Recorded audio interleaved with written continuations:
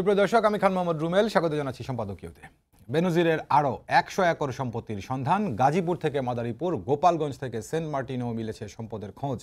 এদিকে বেনজিরের সন্ধান চায় বিএনপি। দলটির মহাসচিব বলছেন, লুটেরাদের হাতে দেশ হুমকির মুখে। আওয়ামী লীগ সাধারণ সম্পাদক বলছেন, বিদেশে থাকলেও বিচার হবে বেনজিরের, এক্ষেত্রে কোনো আপোষ হবে না। এসব নিয়ে আমাদের আজকের সম্পাদকীয় দুর্নীতির লাগাম। আর এ নিয়ে আলোচনার জন্য আমাদের সঙ্গে স্টুডিওতে উপস্থিত আছেন রাশেক রহমান, আওয়ামী লীগ নেতা, আছেন মুস্তফা কামাল, সাংবাদিক ও লেখক, এবং জাকারিয়া কাজল, সিনিয়র সাংবাদিক। দর্শক, আপনারা আলোচনায় অংশ নিতে পারবেন। এর জন্য টেলিভিশনের পর্দায় নম্বর ফোন করতে হবে, এছাড়া ফেসবুকের মাধ্যমে আপনাদের মন্তব্য পাঠাতে পারেন। আলোচনা শুরুর আগে দেখে নেব এখনকার প্রধান শিরোনামগুলো।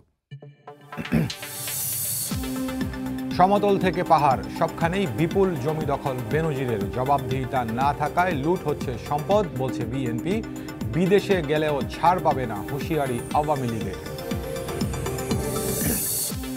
এক শ্রেণীর মানুষের কিছুই ভালো লাগে না, বাধা দেয় দেশের উন্নয়নে, বললেন প্রধানমন্ত্রী। কার সঙ্গে কার যুদ্ধ তা বিবেচ্য নয়, সহযোগীদের সঙ্গে নিয়ে চলবে বাংলাদেশ। শ্রমিকের অর্থ আত্মসাতের মামলায় ডক্টর ইউনূস সহ 14 জনের বিরুদ্ধে অভিযোগ গঠনের শুনানি শেষ। আদেশ 12ই জুন। লোহার খাঁচায় দাঁড়ানোর আফসোস নোবেল জয়ীর। মালয়েশিয়ায় যেতে পারেননি 17,000 শ্রমিক, দাবি প্রতিমন্ত্রীর। সিন্ডিকেট করে কোটি কোটি টাকা হাতিয়ে নেয়ার খবরের দায়সারা জবাব, জানেন না বাড়তি বিমান ভাড়ার বিষয়ে। এবং চট্টগ্রামে ইসলামী ব্যাংকের লকার থেকে 150 ভরি স্বর্ণ গায়েব, পাল্টাপাল্টি দোষারোপ। মানিকগঞ্জে র্যাব পরিচয়ে 100 ভরি স্বর্ণ লুটের চেষ্টা, 5 জনকে পুলিশে দিল জনতা। শিরোনাম দেখছিলেন, মূল আলোচনা যেতে চাই। বলছি আলোচনার শিরোনাম দুর্নীতির লাগাম। বেনজির আহমেদ, সাবেক পুলিশ মহাপরিদর্শক, তার দুর্নীতির যে অভিযোগ উঠেছে তার বিরুদ্ধে, সেটি নিয়ে দুদক যেরকম কাজ করছে, পাশাপাশি গণমাধ্যমে প্রতিদিন একাধিক খবর প্রকাশ হচ্ছে। রাজনৈতিক অঙ্গনে নিয়ে পাল্টাপাল্টি চলছে। তবে মূল কথা হচ্ছে দুর্নীতির লাগাম টেনে ধরতে হবে, এই ব্যাপারে সবাই একমত। এসব সহ অন্যান্য সমসাময়িক বিষয় নিয়ে আলোচনা করব। মুস্তফা কামাল ভাই, আপনাকে আলোচনা শুরু করতে দুর্নীতির লাগাম আমি বলছি। এখন ধরুন, বিএনপি তো যখন থেকে বেনজির আহমেদের বিরুদ্ধে অভিযোগ উঠল, বিশেষ করে আমি বলি যখন হচ্ছে আপনার বেনজির আহমেদের বিরুদ্ধে গণমাধ্যমে রিপোর্ট হলো, তখন এ নিয়ে বিএনপি কিংবা আওয়ামী লীগ কেউ খুব বেশি জোরালো ভাষায় কথা বলেনি। যখন দুর্নীতির অভিযোগে দুদক অনুসন্ধান শুরু করলো, তখন দেখা যাচ্ছে যে আওয়ামী লীগের নেতারা বা মন্ত্রীরা প্রতিদিনই গণমাধ্যমের প্রশ্নের মুখোমুখি হচ্ছেন, তারা এক ধরনের উত্তর দিচ্ছেন। আর বিএনপি থেকে বরাবরই এটার জন্য সরকারি দলকে দায়ী করে আসা হচ্ছে। এখন সরকারি দলের জবাব হচ্ছে, দুর্নীতির অভিযোগ যেহেতু উঠেছে সেটির অনুসন্ধান দুদক করছে, দুদক তার মতো করে এগোবে, এবং সরকার বারবার বলছে যে কাউকে বাঁচানোর বা কারোর রক্ষা কবচ হবে না। কিন্তু বিএনপির পক্ষ থেকে যখন সরকারকে এটার জন্য দায়ী করা হচ্ছে, যেমন আজকে বেনজিরের সন্ধান চান মির্জা ফখরুল ইসলাম আলমগীর, এই রাজনৈতিক কেওয়াজের মধ্যে মূল উদ্দেশ্যটা দুর্নীতির লাগাম, এই ফোকাসটা নড়ে যায় কিনা? জি, কিছুটা নড়ে যায়, এর মধ্যে কিছুটা নড়ে যাচ্ছেও। যেহেতু লাগামের প্রশ্ন এসেছে, আবার লাগাম টানার প্রশ্ন এসেছে, তাহলে টানবে কে? অর্থাৎ যার হাতে আছে সেই টানবে। তো খুব ব্যাখ্যা করার দরকার করে না, লাগামটা সরকারের হাতে। আবার সরকার দায় নিতে চাচ্ছে না, আবার দায় এড়ানোর চেষ্টাও করছে। বলতে হচ্ছে যে ছাড় দেয়া হবে না। ছাড় দেওয়ার প্রশ্ন আসছে কেন? এখানে বিশ্বাসযোগ্যতার একটা প্রশ্ন এসে গেছে সামনে। বিশ্বাসযোগ্যতার প্রশ্ন আসছে। আবার ছাড় দেওয়ার প্রশ্নটা যদি সরকারি দল এরকম করে বলছে, যখন তার রাজনৈতিক প্রতিপক্ষ তাকে এটার জন্য প্রশ্নবিদ্ধ করছে, তখন সরকারি দল জবাব দিচ্ছে যে না, আমরা ছাড় দিব না, দিচ্ছি না। তো দেখেন, এখানে একটা ট্র্যাজেডিও আছে। কিন্তু বছর কয়েক আগে যখন ক্যাসিনো কাণ্ড মনে আছে আপনার নিশ্চয়ই, তখন একটা ভাষা ব্যবহার করা হয়েছিল, আজও যেটা ক্ষমতাসীন দলের সাধারণ সম্পাদক বলেছেন, সাংবাদিকদের কিছুটা দোষারোপ করেছেন। তো জগতের অথবা অন্তত বাংলাদেশের একটা নিরীহ সম্প্রদায় হচ্ছে সাংবাদিক, তাদেরকে যে কোনো বিষয়ে দোষারোপ করা যায়। আজ ক্ষমতাসীন দল থেকে বলা হয়েছে যে তার বিরুদ্ধে যখন এত অপকর্মের অভিযোগ, এবং এগুলো তো তিনি যখন ক্ষমতায় ছিলেন, অর্থাৎ আইজিপি ছিলেন, সাংবাদিকরা তখন কি করেছেন? তিনি একটা প্রশ্ন ছুড়েছেন। ক্যাসিনো কাণ্ডের সময় একই প্রশ্ন ছুড়েছিলেন তখনকার যুবলীগের চেয়ারম্যান। তিনি বলেছিলেন, সাথে একটা শব্দ যোগ করে, যে তখন কি আঙ্গুল চুষেছিলেন? অর্থাৎ সাংবাদিকদেরকে একটা দোষারোপ করার প্রবণতা। তো এটা দুর্ভাগ্য হোক আর বাস্তবতা হোক হয়ে যাচ্ছে। আর যে বেনজির সাহেব যে একটা নজির তৈরি করেছেন, এগুলো কিন্তু আলোচনায় আগেও ছিল, একদম ছিল না তা কিন্তু না। তো তখন যে কাজটা হয়ে গেছে, আমল দেওয়ার প্রশ্নটা আসলে আসেনি। বরং তাকে রক্ষা করার চেষ্টা হয়েছে। এটা অপ্রিয় সত্য। তখন বরং আলোচনায় ছিল যে তিনি কত স্মার্ট, তার বডি ল্যাঙ্গুয়েজ কত সুন্দর, তাকে দেখলে বিরোধী দল কত ভয় পায়। এক পর্যায়ে তিনি কিন্তু ভাইরাল হয়েছিলেন একটা বিষয়ে, পুলিশকে নির্দেশ দিয়েছিলেন তিনি যে অস্ত্র কোমরে রাখার জন্য নয়, এটা ব্যবহার করার জন্য। সেটাকেও নেওয়া হয়েছে তার স্মার্টনেসের অংশ হিসাবে। তো আমাদের এখানে এমনিতে একটা বাতিকের মতো আছে, আমরা যখন কারোর প্রশংসা শুরু করি আর বাদ রাখি না কিছু, যে তার হাসি সুন্দর, তার কাশি সুন্দর, সবই সুন্দর, হাঁটা আরো সুন্দর।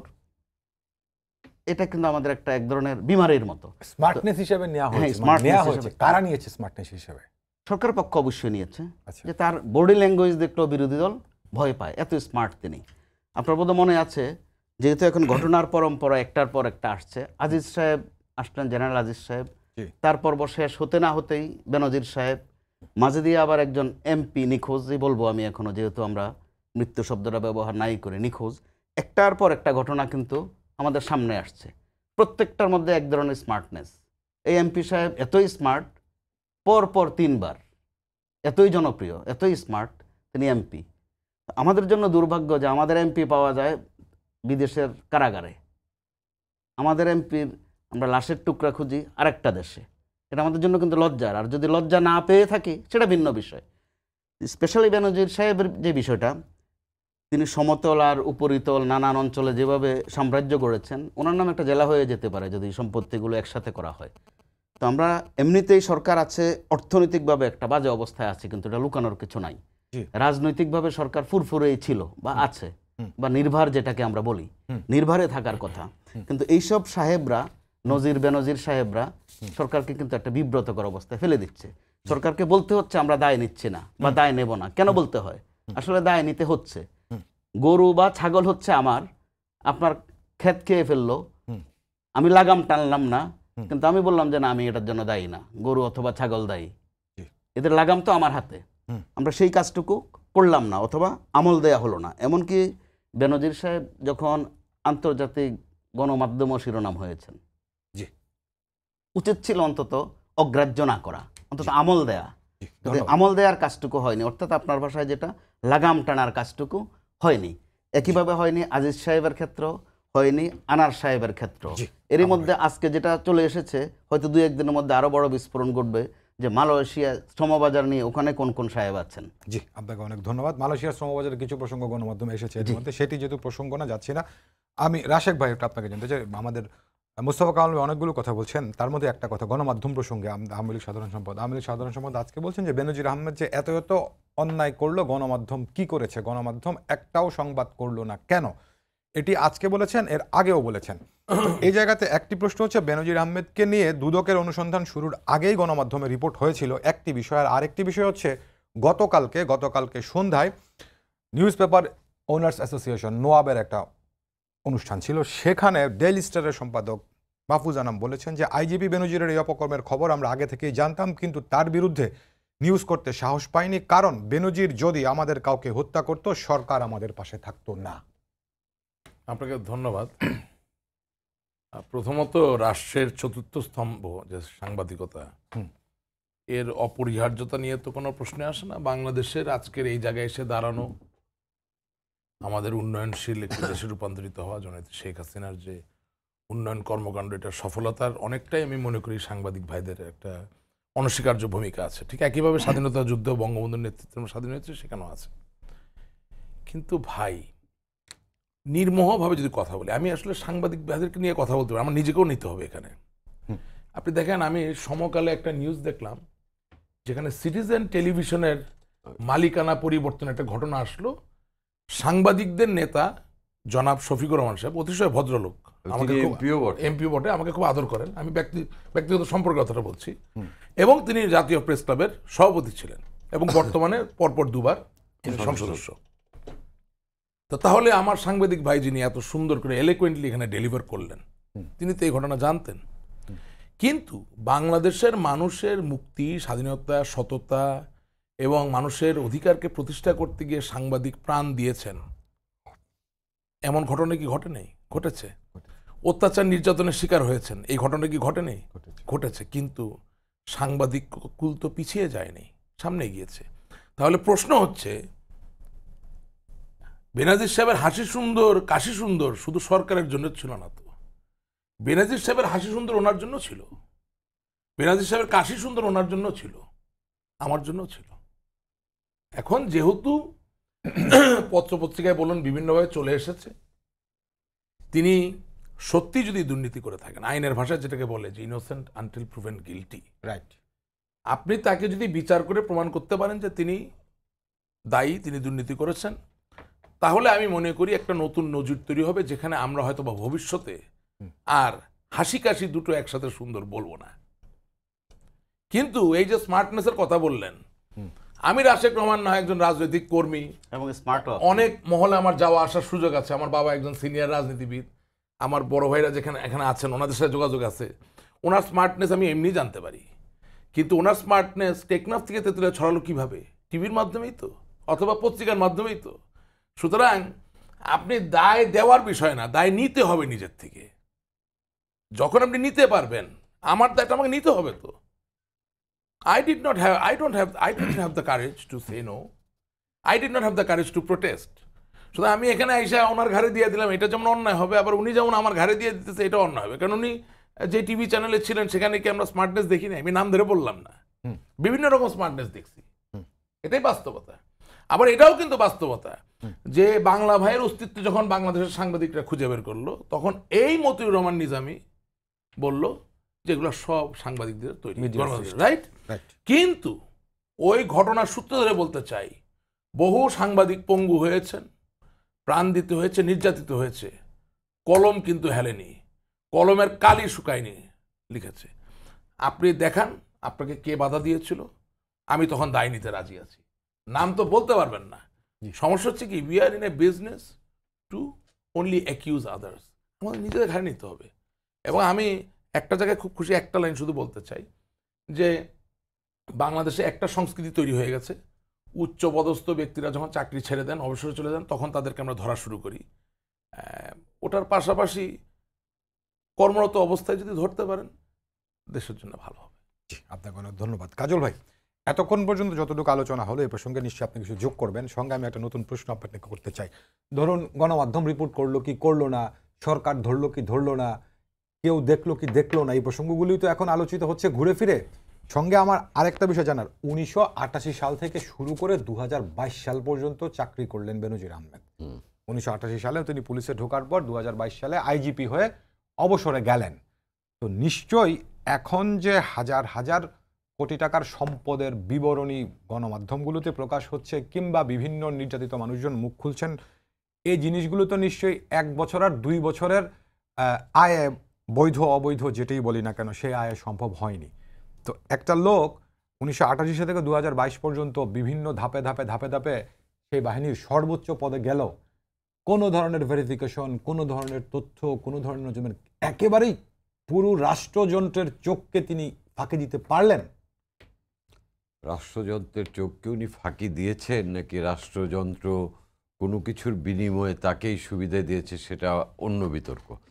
সেটা আমি যাব না, সেটা গেলে অনেকেরই পছন্দ হবে না। বাট রাষ্ট্রযন্ত্রকে ফাঁকি দিয়েছেন এটা আমি বিশ্বাস করি না।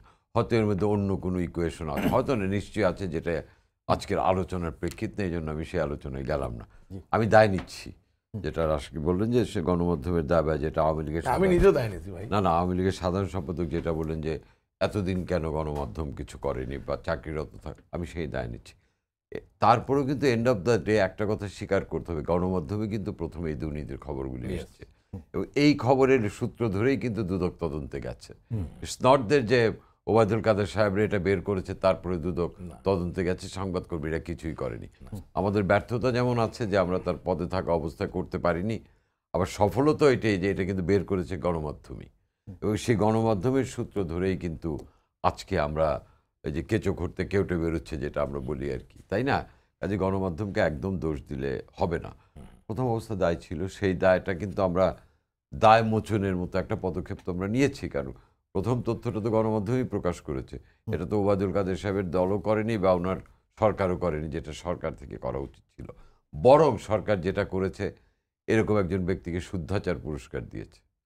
শুদ্ধাচার পুরস্কার তো যে এমুক স্মৃতিসংঘ তমুক গিয়ে দেয় না, এটা তো রাষ্ট্রীয়।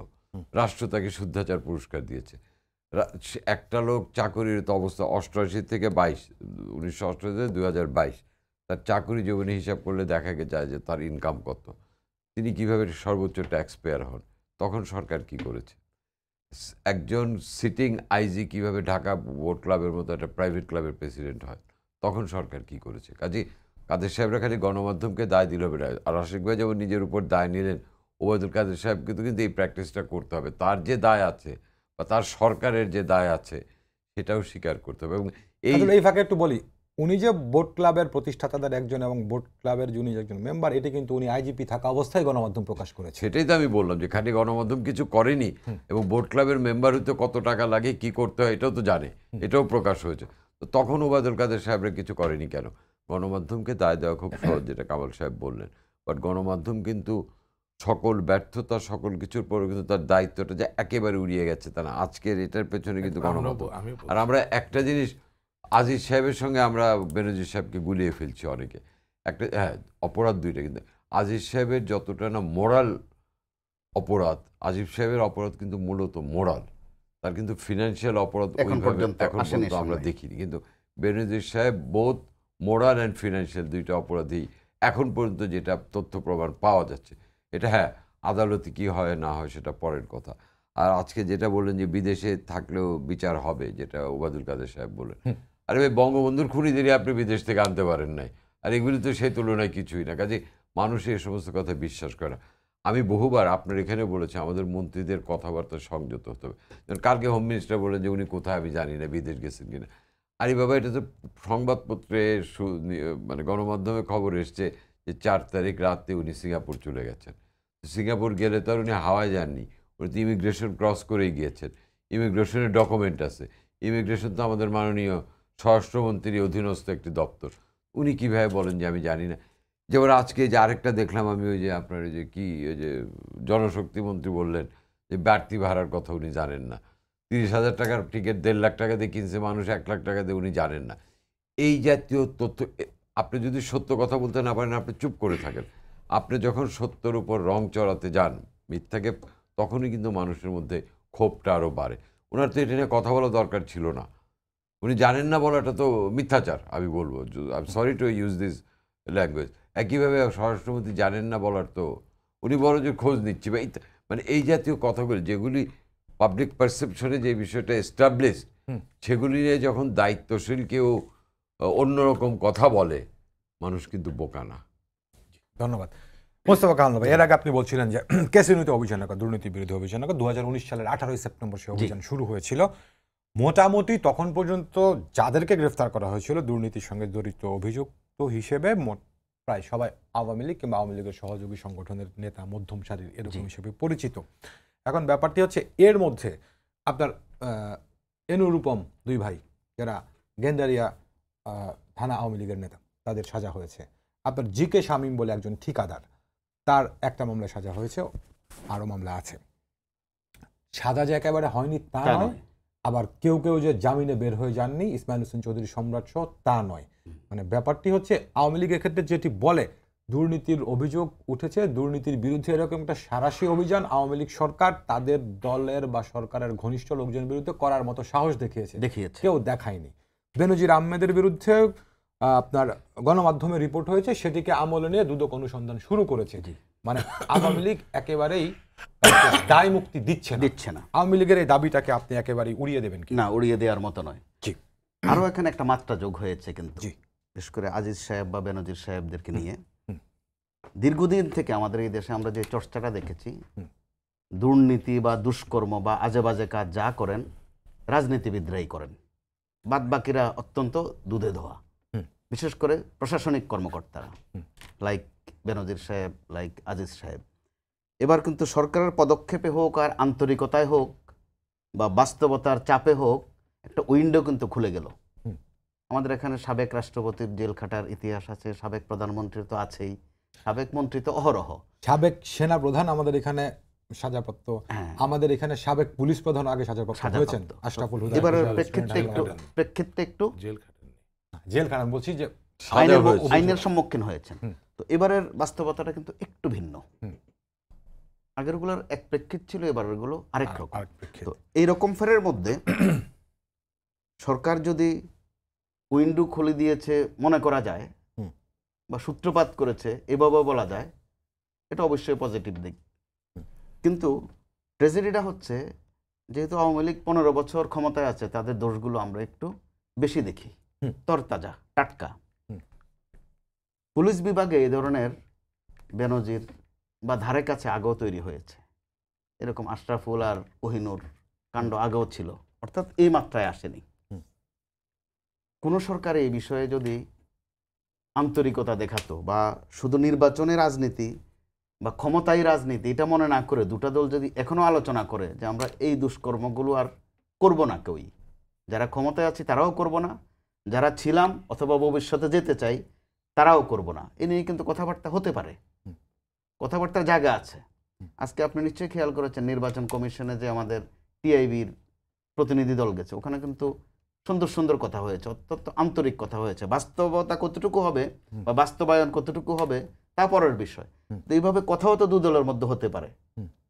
তো সেটা ছিল নির্বাচন বিষয়।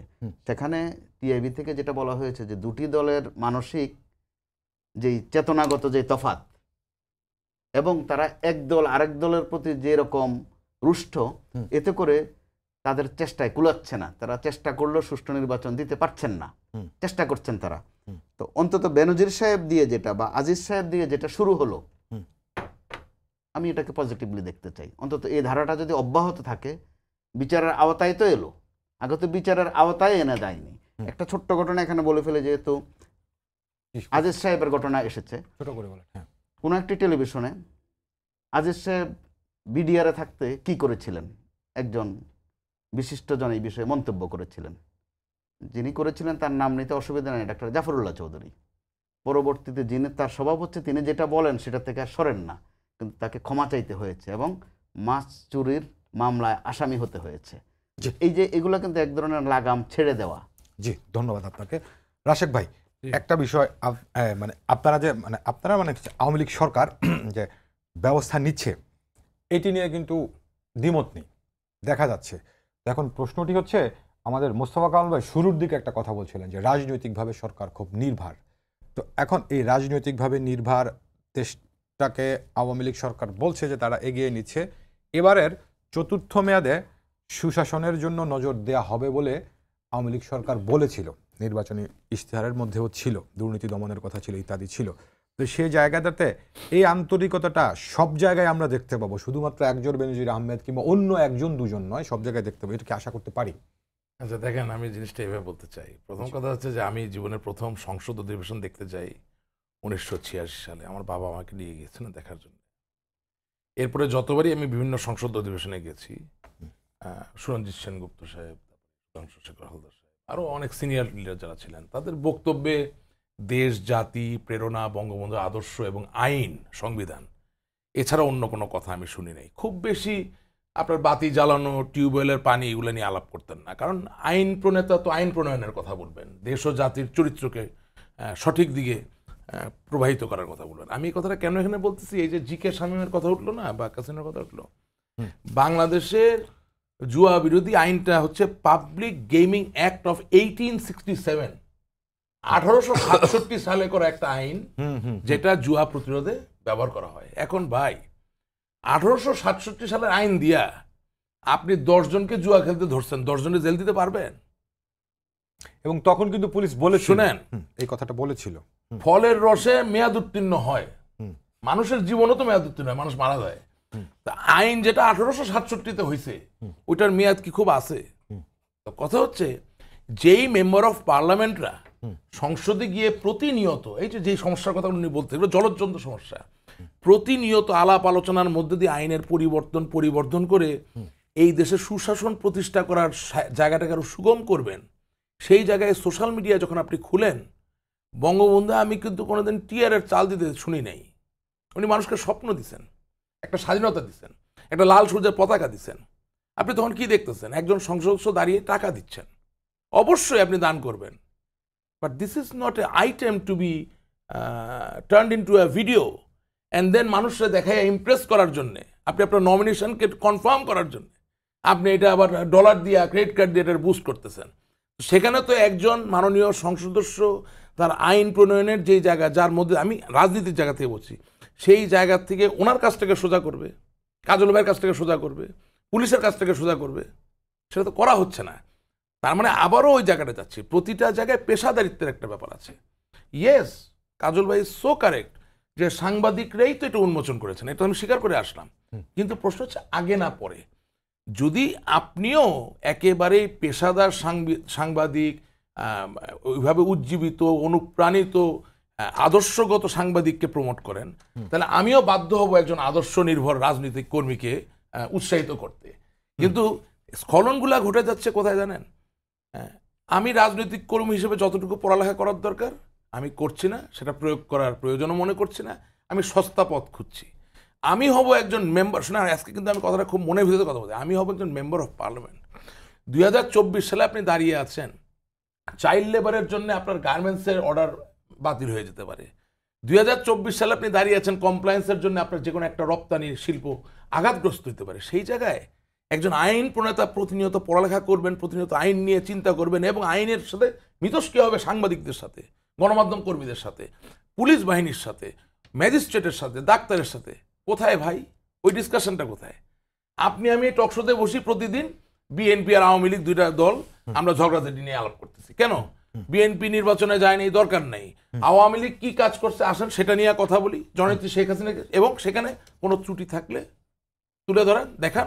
যদি কোনো সমালোচনার জায়গা থেকে সমালোচনা করেন, উপদেশের জায়গা থেকে উপদেশ দেন, কিন্তু নির্মোহভাবে দেন। সমস্যা হচ্ছে সকাল থেকে হাসা শুরু করলাম, রাত পর্যন্ত আমাকে হাসতে হবে। তাহলে how do I look for a solution? এবং মজার বিষয় কি জানেন, যে এই যে আমি কথাগুলো বলতেছি, আমি কিন্তু অনেকের কাছে অপান্তেয় বা খুব একটা পছন্দনীয় নাও থাকতে পারি, কারণ আমি একদম অকপট, বাস্তব, তিক্ত সত্য কথা আপনার সামনে উচ্চারণ করলাম। প্রবলেম ইজ, বেঞ্জামিন ফ্র্যাঙ্কলিনের একটা কথা ছিল, তো অন্যের উপরে সংগঠিত অপরাধকে যখন তুমি মনে করো না অন্যায় হয়েছে, তখন তোমার উপরও ওই একই অন্যায় সংগঠিত হতে পারে। আমাদের সমস্যা হচ্ছে এটা, প্রতিবেশীর কষ্টে কিন্তু আসলে আমরা কষ্ট পাই না, বরঞ্চ অনেক সময় প্রতিবেশীর কষ্টে আমরা আনন্দ পেয়ে যাই। যতক্ষণ না সংঘবোধ আমাদের তৈরি না হবে, যতক্ষণ না আমরা একসাথে এক সংগতিতে সামনে বিশ্বাস না করব, ইউনিফিকেশন, তাছাড়া ভাই প্রবলেম সলভ হবে না। অনেক ধন্যবাদ কাজল ভাই। এই আলোচনাটা, রাশেক ভাই যে আলোচনাটা করলেন, এই আলোচনাটাকে আমি খুব জরুরি মনে করছি এই কারণে, আমাদের মোস্তফা কামাল ভাই বলছিলেন যে আওয়ামী লীগ যেহেতু টানা 3 মেয়াদ পার করে 4র্থ মেয়াদ সরকার পরিচালনা করছে, আওয়ামী লীগের ক্ষেত্রে কথাগুলো বেশি ওঠে, বিষয়গুলো খুব টাটকা।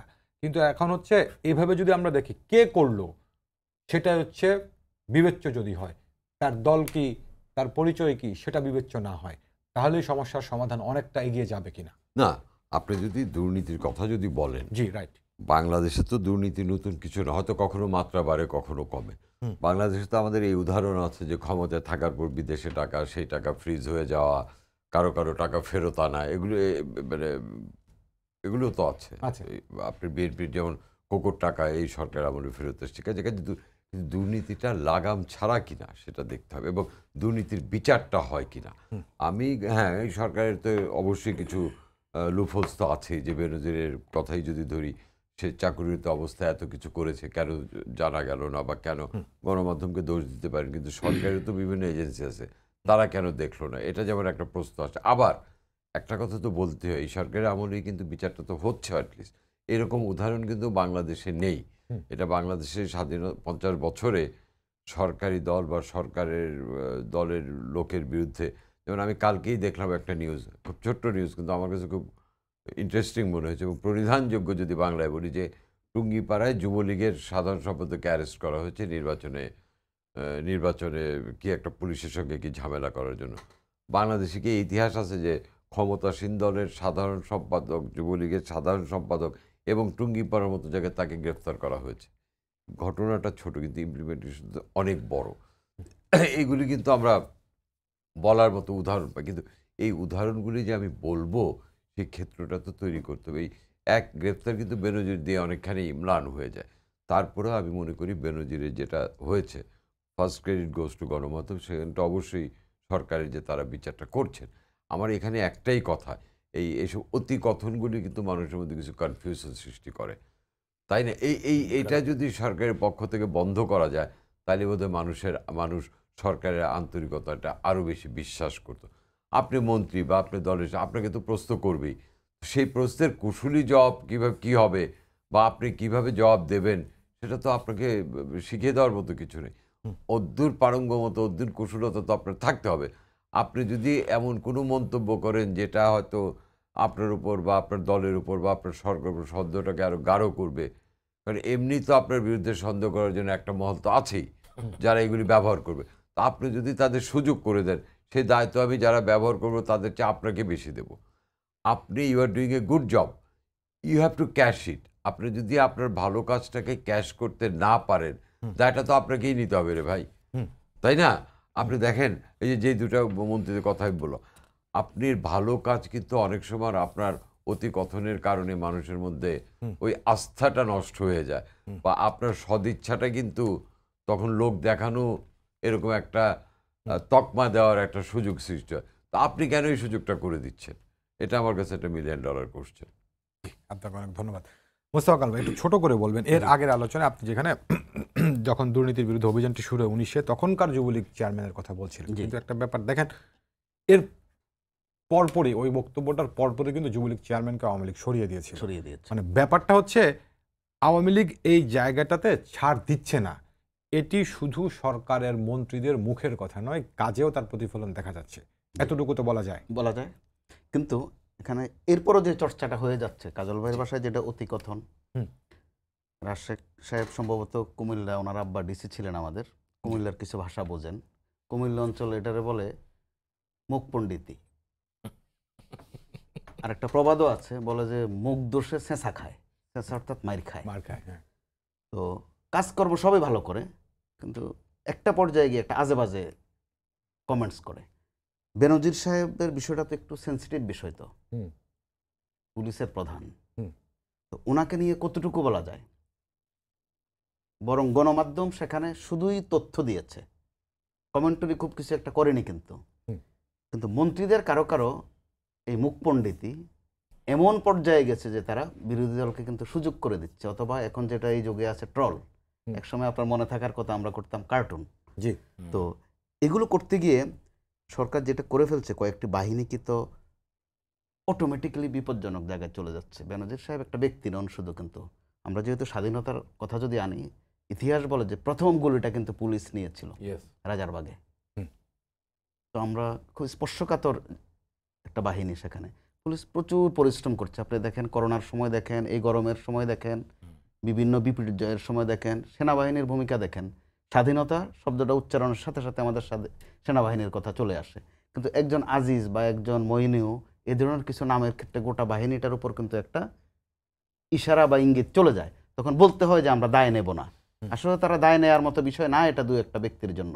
কিন্তু দু একটা ব্যক্তিকে যখন প্রিভিলেজ দেওয়া হয় মাত্রা ছাড়িয়ে, এই বেনজির সাহেবকে শুধু শুদ্ধাচারই দেওয়া হয়েছে তা নয়, শুদ্ধাচার কিন্তু বড় রকমের একটা খ্যাতি, স্বীকার করা, পদক দেয়া, বিপিএম, পিপিএম, আরো কিছু পুরস্কার আছে, পুলিশের পদক আছে। উনি থেকে 2019 5বার বিপিএম পেয়েছেন, নিয়মিত ওইগুলো ওনার জন্য বরাদ্দ। তো কেন এত ওনাকে এত রাজমেহমান করা কেন? খুব জরুরি ছিল? সম্ভবত মোটেই না। এতে করে আপনি যদি এভারেজে বলেন যে ওনার দুর্নীতি, সাধারণ যদি ধরেন, তাহলে ওনার যে অবস্থান, ওই অবস্থান থেকে পুরান ঢাকার এনুরূপম অনেক বেশি করেছে। অথবা ওই যে আরাব খান, তার বাড়ি কই, সিএস কোথায়, আরএস কোথায়, আমরা কেউ জানি না, সে দিব্যির চেয়ে আরো বেশি করেছে। কিন্তু মাত্রা দিয়ে বা অঙ্ক দিয়ে সেটা নির্ণয় না করে, দুটা বাহিনী স্পষ্ট, এবং দেশ, সরকার, অনেক সেন্সিটিভ বিষয় আছে এখানে। এই বিষয়গুলো নিয়ে যদি মুখ পণ্ডিতিটা একটু কমিয়ে দেন, সম্ভবত খুব একটা ফয়সালার দিকে আমরা যেতে পারি। আপনাকে ধন্যবাদ। রাশেক ভাই, ব্যাপারটা হচ্ছে কি, যেহেতু সরকারি দল আওয়ামী লীগ, তো আমাদের মোস্তফা কামাল ভাই জিনিসটা এভাবে করে বোঝাতে চাচ্ছেন যে সরকার তো করছে, সরকারের আন্তরিকতার প্রতিফলনও দেখা যাচ্ছে, কিন্তু তারপরেও সরকারকেই প্রশ্নের মুখে পড়তে হবে। আচ্ছা, প্রথম কথা হচ্ছে আমাদেরকে একটু ডিফারেন্সিয়েট করতে হবে। জি, আপনি সরকার করছে এই কথা যদি বলেন, তাহলে আপনি দুর্নীতি দমন কমিশনকে ছোট করছেন। বুঝলাম। সুতরাং দুদকের কাজ করছে, এটাকে আপনাকে অভিবাদন জানাতে হবে। সরকার কি করেছে? দুদকের যাদেরকে অ্যাপয়েন্টমেন্ট দেওয়া হয়েছে তাদের অ্যাপয়েন্টমেন্টটা তারা সঠিকভাবে দিতে পেরেছে, যার দরুন তারা সাহস নিয়ে কাজটা করতে পারছে। এইটা করছে। আর সরকার করছে বলতে গেল। 19-এর দুর্নীতি বিরোধী অভিযান কিন্তু সরকারই হ্যাঁ, করেছে। হ্যাঁ আসি। আর সরকার কিছু কিছু জায়গায় এই অভিযান চালানোর ক্ষেত্রে সক্রিয়ভাবে সহযোগিতা করছে। সুতরাং প্রশংসাটা সবাইকে দিয়ে আসতে হবে, কাউকে বাদ দিয়ে আপনি করতে পারবেন না, এটা এক। 2 নাম্বার, আমার কথা হচ্ছে উনি যে মুখ পণ্ডিতের কথা বললেন, আই এগ্রি উইথ ইউ, আমি ওনার সাথে কিছুটা এগ্রি করি, কিন্তু এই ক্ষেত্রে এগ্রি করি না। কেন? দুদকের লাইন মিনিস্টার কে? তারে আপনি টিভিতে দেখেন না কেন? তারে জিজ্ঞেস করেন না কেন কথাগুলো? পুলিশের লাইন মিনিস্টার কে? তারে আপনি ওই প্রশ্নগুলো জিজ্ঞেস করেন না কেন? আপনি যদি স্বাস্থ্যমন্ত্রীর কাছে গিয়ে জিজ্ঞাসা করেন যে আচ্ছা এই সংসদ সদস্য আনাস সাহেব মারা গেল কেমনে, ওনার উপায় আছে কথা না বইলা? উনি যদি কথা না বলে তাহলে গণমাধ্যম কি বলবে? না, যে তিনি এইখানে রাশেদ ভাই না, না, আমি না, কথা কিন্তু বলেছেন স্বরাষ্ট্রমন্ত্রী, কথা বলেছেন ভাই, আওয়ামী লীগ ভাই, সাধারণ ভাই সম্পাদক। আমার একটা কথা শুনে, আমার কথা জি, বলুন। বলুন। আওয়ামী লীগ সরকার না, আওয়ামী লীগ একটা রাজনৈতিক দল। রাইট। আমার মাননীয় সাধারণ সম্পাদকের জায়গা থেকে কথা বলেছেন, বলেছেন। কারণ বিএনপির কথা রেফিউট তাকে করতে হবে। আমি কিন্তু কিন্তু কাজল ভাইকে আপনি বলেছি। ব্যাপারটা পরিষ্কার করেন, এটা আমি আপনাকে জানাচ্ছি এখানে, পরিষ্কার করেন। আপনি কি সরকারের বক্তব্য শুনতে চান নাকি একজন রাজনীতিবিদের রাজনৈতিক বক্তব্য শুনতে চান? ওবায়দুল কাদের যখন কথা বলেন ধানমন্ডি 3-এর এতে, No. সেটি দলের সাধারণ সম্পাদক Right, হিসেবে বলছেন। exactly. Right. স্বরাষ্ট্রমন্ত্রী এবং- যখন বলেন হ্যাঁ। সেটি তো সরকারের না, বক্তব্য না। এবং ওবায়দুল কাদের সাহেব কি বলছেন? গণমাধ্যম কিন্তু স্বাস্থ্যমন্ত্রীকে No, আমি বলি, জিজ্ঞেস করেন। ওবায়দুল কাদের সাহেব কি বলছেন? উনি বলছেন ওনার পুরো বক্তব্যটা নেবেন। জি। ওনার পুরো বক্তব্যের ভিতরে রিয়াকশনটা খুব পরিষ্কার, যে মির্জা ফখরুল ইসলাম আলমগীর যা বলছে, তিনি দেশের মানুষকে আশ্বস্ত করছেন যে রাজনৈতিকভাবে আমরা বদ্ধপরিকর এই বিচার বা এই তদন্ত সুন্দরভাবে সম্পন্ন করে ন্যায় বিচার প্রতিষ্ঠা জি, করা। এইটাতে আমি একমত। Right? কিন্তু Okay. রাশেদ ভাই, আমার ছোট্ট আচ্ছা, একটা কথা আমি আছে। বলি, এখন শুনুন আমার কথাটা শেষ কথা দেন। জি। এখন সরকার তো দুইটা না, সরকার একটা। একটা, রাইট। তা আপনি গণমাধ্যম নেতা কর্মী বা একজন সমাদৃত ব্যক্তিত্ব, স্বরাষ্ট্রমন্ত্রীও আপনার জন্য সরকার, আবার স্বাস্থ্যমন্ত্রী আপনার জন্য সরকার। দুই সরকারের কাছে আপনি একই টপিক নিয়ে যাচ্ছেন না। How do you expect good result? No, আপনার আমি- বেনজির আমি- ইস্যুতে আমি- নিশ্চয়ই কেউ এখানে স্বাস্থ্যমন্ত্রী কিংবা সমাজ কল্যাণ মন্ত্রীকে জিজ্ঞেস করে না। দেশ একাকার করে ফেলছে। আজকের দুইটা প্রসঙ্গ আমি যেটি যেটা কাজল ভাই বলছি, আমরা বলছিলেন, ডেলিগেশনটা ঠিকমতো করছি না। করছি। আমি আপনাদের পক্ষেই না, না, পক্ষে আমার- আমার আমার পক্ষে কথা না, হচ্ছে, আপনারাও না, একাকার আমরা করে delegation ফেলছেন করছি না, চিন্তা। না। কাজল ভাই নিশ্চয়ই বলবেন। তাহলে ওই প্রেসারটা তৈরি হইতো না, কাজল ভাই না, নিশ্চয়ই বলবেন। এটা তৈরি হয় না। দল, সরকার, দেশ একাকার করে ফেললে এই প্রবলেমটা থাকবেই। জি, কাজল ভাই। অন্তত বেনজিরের ক্ষেত্রে কিন্তু কনসার্নদের কাছে প্রশ্ন করা কিংবা হয়েছে। আজকে যে মালয়েশিয়া শ্রমিক যাওয়া, এটা কিন্তু প্রবাসী কল্যাণ প্রতিমন্ত্রীকে জিজ্ঞেস যেমন- করা এটা হয়েছে। ঠিক আছে। না না বেনজির ইস্যুতে স্বরাষ্ট্রমন্ত্রীকে জিজ্ঞেস করা হচ্ছে। বেনজিরের পাশাপাশি অন্যকে জিজ্ঞেস করছি। নো নো নো নো দরকার ছিল না। বেনজিরের প্রশ্ন দরকার ছিল না। নো নো বেনজিরের ওবায়দুল কাদের প্রশ্ন- যখন সড়ক পরিবহন মন্ত্রণালয়ের কোনো প্রোগ্রামে থাকেন তখন গণমাধ্যমের প্রশ্ন করেন না। আওয়ামী লীগ সাধারণ সম্পাদক আমার মনে হয় হিসেবে এটা তিনি ঠিক না। যখন 3-এর এতে আমার- প্রোগ্রাম আমার- করেন তখনই না প্রশ্ন না করা আমি হয়। আমার আমার মনে হয় ক্ষেত্রে এটা ঠিক আমি না। বলি জি, আমার কাজল মনে ভাই। হয় না। এই ব্যাপারটা কিন্তু স্বরাষ্ট্রমন্ত্রীর বাইরে আর কাউকে বলা হয়নি, কোনো মন্ত্রীর সঙ্গে আলোচনা হয়, নাম্বার 1। নাম্বার 2, ওবায়দুল কাদের যখন প্রসঙ্গটা তুলে তখন আওয়ামী লীগের সাধারণ সম্পাদক হিসাবে তার একটা দায় থাকে, সে কারণেই তাকে প্রশ্নটা করে। আজকে কিন্তু ওই মালয়েশিয়ার জনশক্তি মন্ত্রীকে কিন্তু বেনজির নিয়ে প্রশ্ন করে, তাকে কিন্তু বিমান মালয়েশিয়া- ভাড়া নিয়ে প্রশ্ন করে। right, কাজেই right. গণমাধ্যম তার দায়িত্বটা সঠিকভাবে করছে। এখন জব দেওয়ার ক্ষেত্রে তারা যদি মানে বাংলায় যাকে বলে আউলায় ফেলা, কোট আনকোট, জব দেওয়ার ক্ষেত্রে বুঝি ওনারা আউলায় ফেলেন, সেই দায়িত্ব গণমাধ্যমের না। সেটাই আমি বলার চেষ্টা করেছি যে তাদেরকে কুশলী হতে হবে, কৌশলী হতে হবে। তাদের যে কোনো মন্তব্য এবং তাদের মন্তব্যের মধ্যে কিন্তু এমন কিছু পাবলিক পারসেপশনে এমন কিছু মন্তব্য তারা করে ফেলেন যেটা পাবলিক পারসেপশনকে নাড়িয়ে দেয় এবং এটার মধ্যে একটা সন্দেহ সৃষ্টি করে। সেটাই আমি বলেছি যে তাদের এই জাতীয় মন্তব্য থেকে তাদের বিরত থাকা উচিত। তিনজনকে অনেক ধন্যবাদ আমাকে সময় দেওয়ার জন্য। সবাইকে ধন্যবাদ জানিয়ে শেষ করছি আজকের সম্পাদকে। আগামীকাল আবারও দেখা হবে রাত 10টা। দেখার আমন্ত্রণ রইল। শুভরাত্রি।